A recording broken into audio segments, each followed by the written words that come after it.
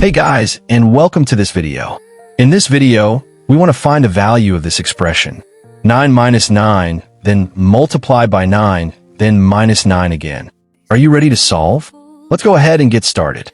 Now, many people look at this and do it the wrong way. They might say, 9 minus 9 gives us 0. And again, here we have 9 minus 9, which also gives us 0. So they think 0 times 0 equals 0. But this answer is not correct. And here's why. We have to follow the order of operations, PEMDAS.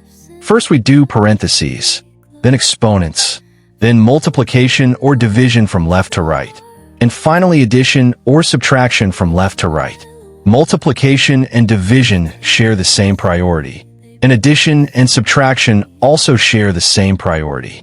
Now, if we look at our expression, we have 2 subtractions and 1 multiplication.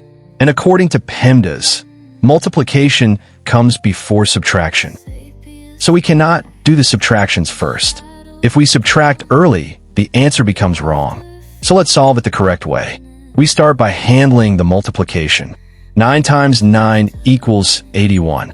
So now the whole expression becomes 9 minus 81 minus 9. At this point, we have only subtraction left. So we work from left to right. 9 minus 81 gives us negative 72. Now the expression becomes negative 72 minus 9.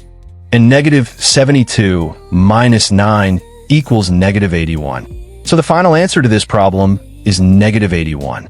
Before you go, here's your challenge problem.